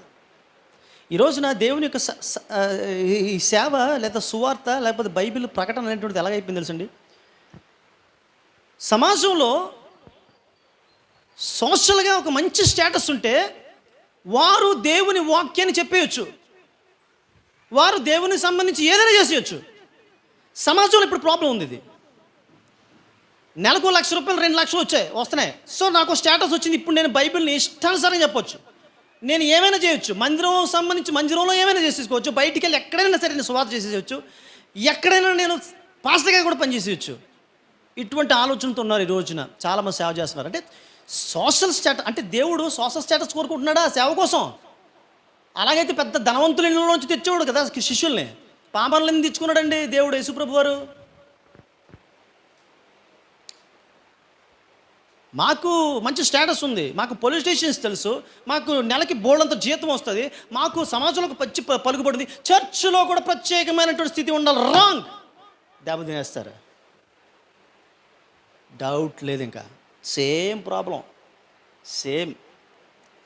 మేము లేవీలు, మేము ఏదైనా చేసేయచ్చు. రైట్, వాళ్ళకి ఇచ్చాడు దేవుడు, మంచి ఛాన్సులు ఇచ్చాడు, పరిచయం చేసుకోవడం కొన్ని పద్ధతులు ఇచ్చాడు, వాళ్ళకి సూపర్ ఇచ్చాడు. చాలామందికి బేత్షెమెషు వారికి ఇచ్చాడు. బేత్షెమెషు వారు దేవుని పరిచయం చేయడానికి ఒక అద్భుతమైనటువంటి అవకాశం ఇచ్చాడు. కానీ ప్రతి వారికి కూడా ఒక పద్ధతులు ఉంటాయి, ప్రతి వారికి కూడా కొన్ని కండిషన్స్ ఉంటాయి. ఆ కండిషన్స్ మీరితే నెలకి నువ్వు బైబిల్ కంప్లీట్ చేసేసినా దేవుడు డోంట్ మైండ్. నేను చెప్పిన పద్ధతిలో నువ్వు చేస్తున్నావా లేదా అనేది అడుగుతాడు తప్పిస్తే నువ్వు సంవత్సరానికి 10 సార్లు చదివావా, నెలకు ఒకసారి చదివావా అడగడు దేవుడు. వాక్యంగా నువ్వు పాటిస్తున్నావా లేదా, అంతే. అర్థమవుతుందండి? ఒక సహోదరుడు ఉండేవాడు. మా నాన్నగారు ఆ సహోదరుని చెప్పేవారు. ఆయన విశాఖపట్నంలో చాలా మంచి ఆఫీసర్ స్టేజ్లోకి వెళ్ళిపోయాడు. ఆయన చాలా జాగ్రత్తగా వినండి. మంచి ఆఫీసర్ స్టేజ్లో ఉన్నాడు. ఆఫీసర్ స్టేజ్లో ఉంటే మా నాన్నగారు ఒకసారి అందరి సహాయానికి వెళ్ళి, అంటే నాకు క్లియర్గా గ్రాహ్యం లేదు, మేము ఇంకా చిన్నపిల్ల వాళ్ళం, చెప్తుండేవాళ్ళు మా అమ్మగారితోటి, ఆడి పరిస్థితి ఏంటో తెలిసే నీకు లక్ష్మి, వాళ్ళకి ఫ్యామిలీకి సరైన తినడానికి తిండి ఉండేది కాదు, అటువంటి పరిస్థితుల్లో మా నాన్నగారు ఆదరించాలి తిండి పెట్టారు అంటే ఇలా చెప్తున్నాడు. విన్నాను నేను విన్నట్టు మాటలు. ఈరోజు ఆడ పెద్ద ఆఫీసర్ అయిపోయిన తర్వాత ఆడికి అది ఫోజు కొట్టేస్తున్నాడు అని పలుమార్లు చెప్పడం నేను విన్నాను. అందరూ బాగానే ఉంది. బికాస్ స్టీల్ ప్లాంట్లో అనుకుంటాను ఆయన పెద్ద జాబ్, చాలా మంచి జాబ్, అది దేవుడు ఆశీర్వదించాడు గొప్పగా, అందరూ బాగుంది. సరే అహంకారపడ్డాడు, వదిలేండి. ఇప్పుడు ఏం చేశాడు ఈయన? వాక్యం బోధించడం మొదలెట్టేసాడు ఈయన ఏకంగా, on the basis of the social status. నేను పెద్ద ఆఫీసర్ని, ఇప్పుడు నాకు ఎవడో చెప్పడం నేను వినడం ఏంటి? నాకు సోషల్ స్టేటస్ ఉంది, నా కింద చాలామంది పని వాళ్ళు ఉన్నారు, అవసరమైతే చాలామంది నా దగ్గర కాల్ దగ్గర తీసుకొచ్చి నా వాక్యం వినిపిస్తాను అనేటువంటి ఆలోచనతో ఇలా సేవ చేయడం మొదలుపెట్టాడు ఈయన. కొద్దిగా బాగానే ఉంది. ఒకరోజు మరి ఆఫీసర్ గారు కదా, పిలవపడితే బాగోదనేసి ఒక ఊరికి పిలిచారు ఈయన్ని. వెళ్ళాడు, ప్రసంగం చేశాడు. ప్రసంగం చేసేసి ఒకరోజు వస్తున్నాడు, ఎర్లీ మార్నింగ్ ట్రైన్ దిగుతూ పట్టాల కింద జారి చచ్చిపోయాడు. షాకింగ్ న్యూస్ ఇది. మాకు వెంటనే అనిపించింది, అమ్మో it's a kind of judgment. అందుకనే బోధకులు అయిపోతున్నట్టు మీలో అందరూ బోధకులు అవ్వకుండా చూసుకోండి. బోధకులారా మీకు 2 తీర్పులు ఉంటాయి అని బోధకులు వార్నింగ్ ఇస్తున్నాడు. రెండోది, ఎవడబడితే ఆడు బోధ చేసేయడానికి రెడీ అయిపోకండి, ఖబర్దార్ అంటున్నాడు దేవుడు. బోధకుడికి ఖబర్దార్ అంటున్నాడు, ఎవడబడితే ఆడు బోధలు చేసేద్దామని రెడీ అయిపోతాం కదా ఆడికి ఖబర్దార్ అంటున్నాడు దేవుడు. రైట్, చాలా జాగ్రత్త చూసుకోండి. రేపొద్దున పిల్లలు ఉన్నారు, నెక్స్ట్ జనరేషన్లో చేయకండి. మా తాత చేసాడని, మా చిన్నాన్న చేసాడని, మా పెదనాన్న చేసాడని, మా మామ చేసాడను అడ్రస్లు లేకుండా పోతాం మనం.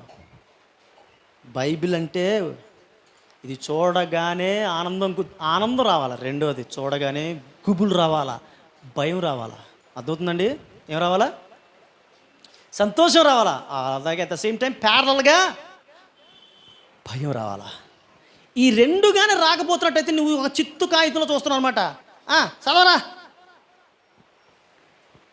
బైబిల్ను ముట్టుకునేటప్పుడు పొరపాటు పడిపోతే మనం అనుకోకుండా మనం ఇలా చేసుకుంటాం కదా. అఫ్కోర్స్ ఇది మన ట్రెడిషన్ కాదు, కానీ ఇప్పటికీ నేను కూడా అద్దెసుకుంటాను ఇలాగా. ఏంటి, చిన్నప్పటి నుంచి ఒక ఫియర్ తల్లిదండ్రులు ఏర్పాటు చేశారు. ఒరే పడేయకూడదురా, కింద ఎక్కడ పడితే అక్కడ పెట్టకూడదురా. ఆ ఫియర్తో అలా కలగద్దేసుకుంటాం. అక్కడ నువ్వు కలగద్దేసుకున్నావా, హిందూ ట్రెడిషనా అని దేవుడు చూడు, అక్కడ భయపడ్డావు నువ్వు దేవునికి, అది చూస్తాడు దేవుడు. అర్థమవుతుందండి? మనం దేవునికి భయపడడం చూస్తాడు దేవుడు. విలియం కేరీ అంత కష్టపడి ఆయన టైఫాయిడ్ కలరాలు తెచ్చుకొని నా రోగాలు తెచ్చేసుకొని అక్కడే ఉండి ట్రాన్స్లేషన్ చేసి చాలా కష్టం సాధించాను రా అనుకున్నటువంటి సమయంలో ఒకరోజు ఫైర్ యాక్సిడెంట్ జరిగి ట్రాన్స్లేషన్ ప్రతులు అన్నీ కాలిపోయాయి. కొన్ని సంవత్సరాలుగా పడిన శ్రమ అంతా వృధా అయిపోయింది. అప్పుడు విలియం కేరీ వినయంగా అన్నమాట ఏమిటో తెలుసండి? ఇంకా దేవుడిని వదిలేస్తాడు విలియం కేరీ, ఇంటికి వెళ్ళిపోతాడు ఇంకా ఇంగ్లాండ్. భలేగా ఇంద్రుడికి అని చాలామంది సంకలు కుదుకున్నారట. అప్పుడు విలియం కేరీ గారు వినయంగా అంటాడు, నేను చేసినటువంటి ఈ ట్రాన్స్లేషన్స్లో లేదా ఈ పరిచయంలో నా వలన ఎక్కడో తప్పు జరిగింది, నేను ఆ తప్పుని సరి చేసుకుంటాను, మరలా తప్పు జరగకుండా చూసుకుంటాను, మరలా ట్రై చేస్తానని చెప్పి ట్రై చేసి స్టార్ట్ చేశారట. ఇంతకు ముందు కంటే ట్రాన్స్లేషన్ అద్భుతంగా వచ్చిందట. ప్రియమైన వాళ్ళారా, ఆ వినయం ఉండాలండి. దేవునికి సంబంధించినటువంటి పని చేసేటప్పుడు, ఆ బైబిల్ చదివేటప్పుడు, ఆ బైబిల్ ముట్టుకునేటప్పుడు, దానికి సంబంధించిన పని చేసేటప్పుడు ఆ వినయం దేవుడు చూస్తాడు. తప్పిస్తే నెలకి చదివేసామా, రోజుకి ఎంత చదివేస్తున్నామో, లేకపోతే కొంతమంది వాక్యాలు వల్లించేస్తాంటారు. నీ దేవుడు మాట్లాడితే నాకు అనిపిస్తుంది, బాబు ఏం చదివిసిందిరా బాబు, చదివేసాడరా బాబు అనేసి. అది చూడడం, ఇది చూస్తాడు దేవుడు. ఆ మాటలు వల్లిస్తున్నటువంటి మనం ఎలా ఉండాలి? ఎప్పటికప్పుడు నేనైతే, ప్రభువా మేము ఎప్పటికీ క్లియర్గా ఉండాలి, నాకు క్లియర్గా చేయతండి, నేను వాక్యం బోధించడానికి యోగ్యత అంటాను. నేనైతే ఖచ్చితంగా ఇప్పటికీ అంటాను, ఇప్పుడు అంటాను, ఎప్పటికీ అంటాను నేను, ప్రభువా వాక్యం బోధించడానికి యోగ్యత లేదు, నాకు యోగ్యత ఇవ్వు. ఎప్పటికప్పుడు యోగ్యతను తెచ్చుకుంటాను దేవుడి దగ్గర నుంచి. నేను ఇష్టానుసారంగా ఎవరు పడితే, నాకు సోషల్ కండిషన్ కాదు, నా సోషల్ స్టేటస్ కాదు, లేకపోతే నాకు బోర్డు అంత ఆస్తుంది, ఏం చేయాలి ఇప్పుడు? సేవ. ఇప్పుడు చాలామంది ఇదో పట్టేసుకుంటున్నారు, ఎవడ పడతాడు సేవ చేసేస్తున్నాడు. ఆడికి సరైన సౌండ్ థియలాజికల్ బ్యాక్గ్రౌండ్ ఉండదు, ప్రభు పాదాల చెంత అనుభవం లేదు, ప్రార్థన అనుభవం ఉండదు. వాడికి ఏదో 4 మొక్కలు తెలుసు, వాడికి బోల్డ్ డబ్బులు ఉన్నాయి, కట్టుకోవడానికి స్థలం ఉంది, ఒక ఇల్లు కట్టుకున్నాడు, చర్చి కట్టేస్తాడు ఆడొక పాస్టర్. మళ్ళా ఇలాంటి వాళ్ళు ఎంతమంది. సో ఇలాంటి వాళ్ళు ఏం చేస్తారు, ఒక అమెరికా వాడో లేకపోతే ఏ ఇంగ్లాండ్ వాడో దొరుకుతాడు, ఆడ దగ్గరికి వెళ్ళి ఆడితో మిళితమై టైఅప్ అవుతాడు, ఫారెన్ ఫండ్లు తెచ్చుకుంటాడు. నాలాటోడు కలిసినప్పుడు ఇంకోటి అంటాడు, మీకు ఫారెన్ ఫండ్లు బాగా వస్తున్నాయి కదా, మీకు ఎక్కడి నుంచి వస్తాయి అని అడుగుతారు. మరి సూట్ అవుట్ వేసుకుంటాను నేను, అలాగే కనబడతాను నేను కూడా. సిగ్గేస్తుందండి ఇటువంటి వాళ్ళని బట్టి ఎంత సిగ్గేస్తుందంటే. ఫారెన్ ఫండ్స్ వచ్చే ఛాన్స్ మంచి లోకటి చెప్పాను మీకు ఛాన్సెస్ ఎందుకండి. పరిగెట్టి పాలు తాగడం ఎందుకండి, నిలబడి నీళ్ళు తాగితే బెటర్ కదా. పరిగెట్టి పాలు తాగితే ఊపిరితిత్తుల్లో పాలు వెళ్ళిపోయి చచ్చిపోతాం. నిలబడి నీళ్ళు తాగితే చక్క బాడీకి హైడ్రేషన్ జరుగుతుంది, కొద్ది రోజులు తిండి లేకపోయినా బతికేస్తాం మనం, రైట్. సో బైబిల్ విషయంలో చాలా కేర్ఫుల్గా మనం ఉండాలి. ఎందుకంటే హెబ్రీ 10:37 దయచేసి కొంత లేచి ఉంచుండ. హల్లెలూయా. జీవము గల దేవుని చేతిలో పడడం చాలా ప్రమాదకరంగా ఉంటున్నాడు ఇక్కడ. హల్లెలూయా. జీవము గల దేవుని చేతిలో పడవడం మహా భయంకరం అంటున్నాడు. ఎవ్వరు దేవుని చేతిలో పడాలనుకోవద్దు దయచేసి. సంతోషకరమైన ఈవెంట్స్ అవి. సంతోషం 7 నెలలుగా ఏమైపోయింది మందసం, ఏదేమైపోయింది మందసం, కళ్ళు కాయలు కాచేలా ఎదురు చూస్తున్నారు ఈ మందసం కోసం. ఆ గడియ రానే వచ్చింది. ఎంత ప్రార్థన చేస్తుంటారు, ప్రభువా మా మందసం మాకు ఇచ్చే, మా వాక్యం మాకు ఇచ్చే, ఎంత ప్రార్థన చేస్తుంటారో వీళ్ళు. ఆ గడియ అద్భుతమైనటువంటి గడియ రానే వచ్చింది. సంతోషానికి పట్టపగ్గాలు లేవు వీళ్ళకి. జయధ్వనులు చేస్తూ ఉన్నారు సంతోషంతో.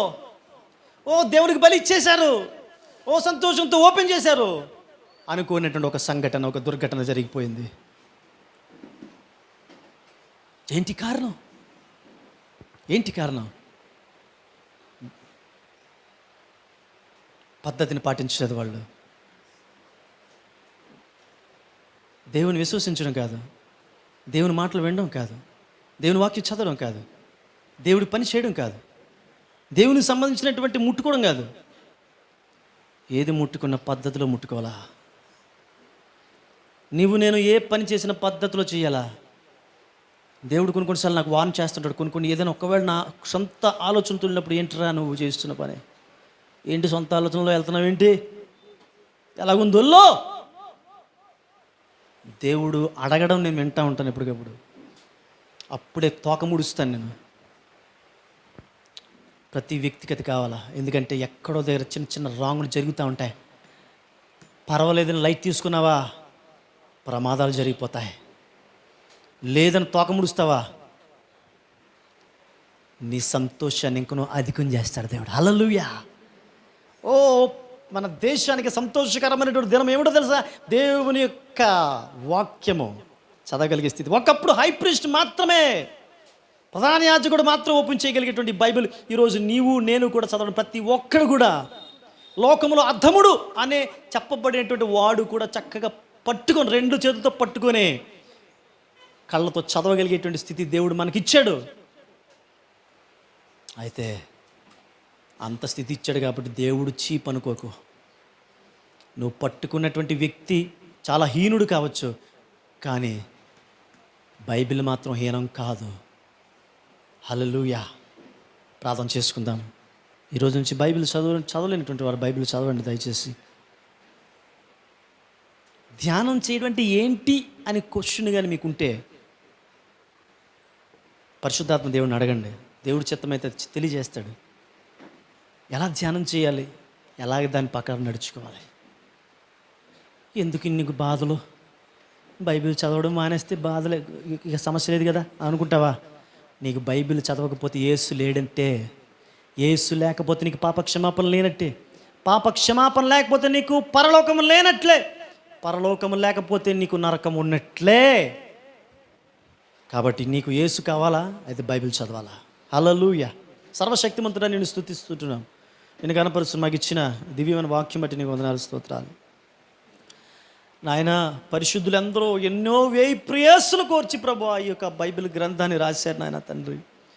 సుమారుగా 40 సంవత్సరములు ప్రభువా తండ్రి నాయన ఈ బైబిల్ రాయబడి ఉన్నదని తన చరిత్రలు తెలియజేస్తుంటున్నాయి.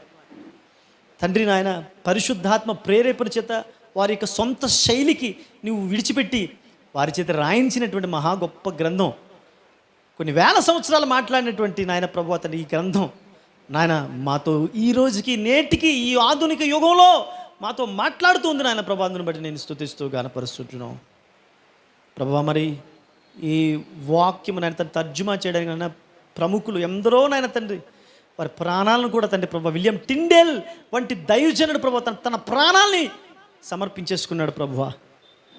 విలియం కేరీ తన జీవితాన్ని సమర్పించేసుకొని తన భార్య బిడ్డలు కోల్పోయాడు తండ్రి, తన ఆరోగ్యాన్ని కోల్పోయాడు, తన అందాన్ని కోల్పోయాడు. ఆయన అవన్నీ కోల్పోయి మాకు ట్రాన్స్లేషన్ ద్వారా ఆయన ఈ రోజున మాకు ఈ బైబిల్ అందించాడు మా యొక్క లోకల్ లాంగ్వేజ్లో.